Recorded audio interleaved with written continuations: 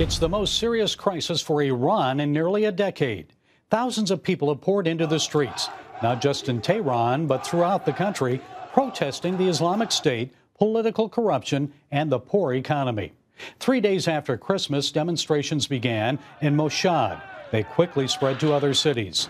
Some turned violent. At least 20 people have been killed, hundreds arrested or injured. Now, President Trump tweeted his support for peaceful protests, saying, quote, "The people of Iran are finally acting against the brutal and corrupt Iranian regime. All of the money that President Obama so foolishly gave them went into terrorism and into their pockets. The people have little food, big inflation, and no human rights. The U.S. is watching," end quote. UN Ambassador Nikki Haley said the demonstrations are completely spontaneous and the result of a long oppressed people rising up against their dictators.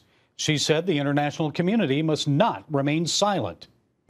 If the Iranian dictatorship's history is any guide, we can expect more outrageous abuses in the days to come. The UN must speak out. In the days ahead, we will be calling for an emergency session, both here in New York and at the Human Rights Council in Geneva. We must not be silent. The people of Iran are crying out for freedom. All freedom-loving people must stand with their cause.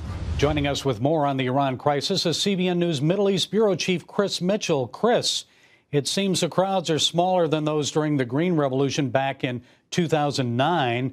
So is this the beginning of the end of the rule of the Ayatollahs in the Islamic Republic, or is it something else? Well, hey, Gary, it's great to be with you. It may be too early to say that it's the end of the mullahs' rule in Iran. But, you know, based on the Arab Spring that happened in 2010, 2011, you really don't know where these will go and will they actually end up toppling the regime. Right now, it remains doubtful. But one thing I'd like to say, it's what a contrast between what President Trump is doing now in support of these Iranian protesters and demonstrators, as opposed to President Obama in 2009, when he remained silent, when millions of people during that Green Revolution took to the streets to protest the election between Mojave and Ahmadinejad, which was basically stolen by the mullahs. So good for Trump to stand up for freedom and be a voice for these people that are in the streets of Tehran and other cities. Well, it's interesting you mentioned that because some former Obama officials, Philip Gordon, who used to be at State, and Susan Rice, the former national security advisor, suggested that President Trump could best help the protesters by staying quiet. Now, Chris, you've worked in the Middle East for a long time, so how well does silence work there? I don't think silence works well at all, Gary, and you know that too by your working here in the Middle East for many years. And I think when you expose this kind of corruption, these kind of conditions, and bring it to the light, and as President Trump said in one of his tweets, the whole world is watching, I think it really does lend strength and power and moral fortitude to these people that are out in the streets, literally risking their lives to come against this corruption, these economic conditions, and the fact that many are frustrated that Iran is using billions of dollars to support proxy wars in Yemen, in Syria, in Iraq, and Hezbollah in Lebanon as well. Chris, it seems that economic issues are at the heart of these protests. Is there anything else? Yeah, I think there's a couple of things, Gary. I think one thing is that people are literally fed up sometimes with the religious oppression inside Iran.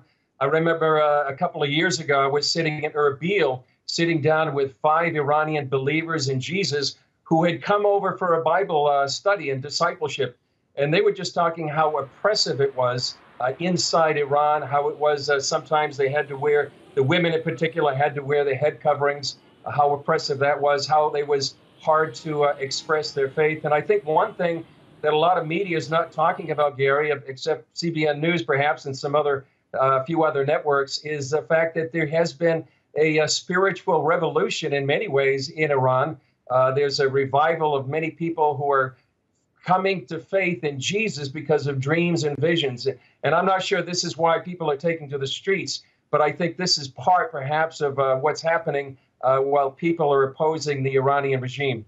Well, I know, Chris, you'll keep a close eye on that for us. But on another subject, President Trump also posted a tweet about the Palestinian Authority. Now, he said the United States pays them hundreds of millions of dollars a year and gets no appreciation or respect in return. They don't want to negotiate peace with Israel, said the president, so why continue the payments? Chris, I imagine the Palestinians didn't respond too well to that.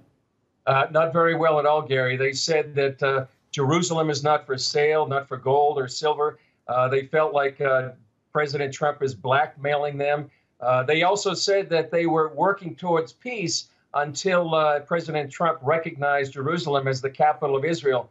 But Israelis think quite the opposite. The deputy defense minister said that basically the Palestinian Authority has been stealing from the world for years. And one foreign official said as well that it really is exposing the hypocrisy of the Palestinian Authority. So certainly the PA, the Palestinian Authority, is not taking kindly to President Trump. But Gary, this is really the first time in many years when really a U.S. president has really called the Palestinian Authority to task about the things that they do with the money, the millions and billions of dollars over years that the West has given to the Palestinian Authority. Chris, I've been covering politics for a long time, going back to Jimmy Carter, and before that even Gerald Ford. I don't remember any U.S. president ever saying that. And we'll see if the president follows through on this as far as reducing the amount of money we send. Now, before I let you go, I know you had an amazing visit to Mosul, Iraq recently. Let's take a look at your story, and then we'll have a quick question for you. CBN News, escorted by Iraqi National Police, drove where the fight against ISIS was at its worst. This part of Mosul remains a military zone, littered with unexploded ordnance, IEDs, and dead bodies. We're standing in the center of Mosul, and you can really see it's an apocalyptic landscape. Everywhere you look, you can see devastation and destruction. It's a bit eerie, too. It's very quiet. It's like a ghost town. Reminds me of what a European city would have looked like in World War II after it was bombed out. And if you look around, you can tell it's not going to take months or years, maybe decades, to restore Mosul to what it once was.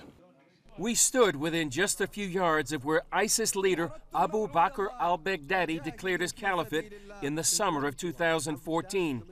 Now that 3-year dream lay in ruins.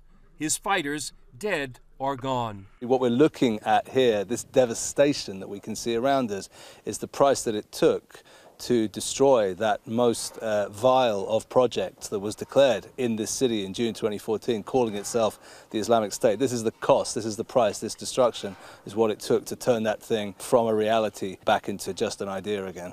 The Tigris River divides Mosul. Coalition forces bomb many of the bridges linking east and west. East Mosul still shows signs of life, but West Mosul bore the brunt of the conflict. One report says more than 9,000 civilians died in the battle to liberate Mosul from the Islamic State and left the city in ruins in the attempt to save it. We looked through this nearby church, a stark symbol of what ISIS sought to destroy. In Mosul alone, ISIS destroyed dozens of Christian churches and buildings. At one time, more than 10,000 Christian families called Mosul home. Now, just a handful remain. I'm standing at what used to be the center of St. Catherine's Church, and behind here was a convent for Dominican nuns. ISIS used this as their headquarters, and then it was destroyed by a U.S. airstrike. After ISIS took over Mosul, they used this place as their headquarters. They brought everything they stole from the people, their cars and their property, here.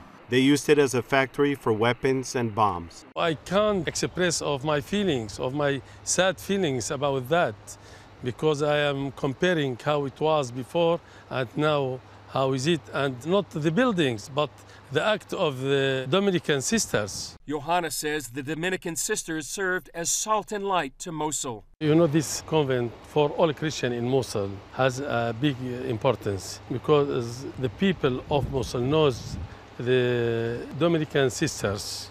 They established many schools in Mosul, and all the people now who are in good position in Iraq, they are graduated from these schools, especially in Mosul. For that, the Dominican sister had good reputation in Mosul. His humanitarian organization provided food and relief to Sunni Muslims here when the city opened up. We were here when they bombed the minaret of Hadba. In the same day, we are distributing here foods for families. And they asked us, we threatened you, we killed Christians, and now you are helping us. We didn't understand that. Dr. John from CSI was with us. He told them that is Christianity. They love their enemies, and you are not their enemies. You are victims of ISIS as Christians. For that, we are here to help you.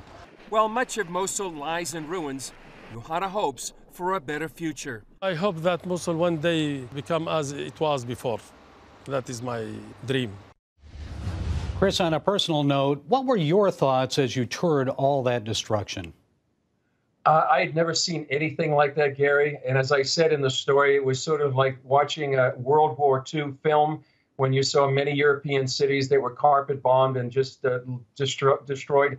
So block after we were in parts of Mosul were just completely destroyed. I know there's an estimate now, maybe $100 billion to rebuild Mosul. There was one person that said, you know, Mosul had to be destroyed to save it. It's kind of an ironic statement. But when you go through those streets and see what the destruction that is wrought, you don't know if these places are going to be livable for years, even decades. It's going to take a lot of things. And it really, Gary, I think what really struck me as well was what ISIS has done there in northern Iraq and Syria and many parts here in the Middle East. Lives have been changed for generations, it seems, the destruction they've wrought. And Lord willing, people will be able to rebuild one day, but it'll take a long, hard road and a lot of money and a lot of effort by the world to help them rebuild their lives. Chris, I know you've been in the Middle East now for nearly 2 decades. Have you seen anything like it? Nothing like that. It was just amazing. You've seen destruction, you've seen suicide bombings, you've seen limited wars like up on the northern border with Hezbollah and the southern border with Hamas. But this destruction was nothing I had ever seen. And I don't think the Middle East has seen anything like this in a long, long time. And hopefully, and unfortunately, Gary, you know, as we're looking at 2018, we're looking at the possibility of maybe even a greater war between Iran and Israel. And so people should be praying for the peace of Jerusalem, praying for the leaders here in this region that kind of war won't unfold right now on our doorstep. Yes, Chris, they've suffered so much in Iraq and Syria and elsewhere in the Middle East. So thank you for joining us, and thank you for your insights. Great to be with you, Gary.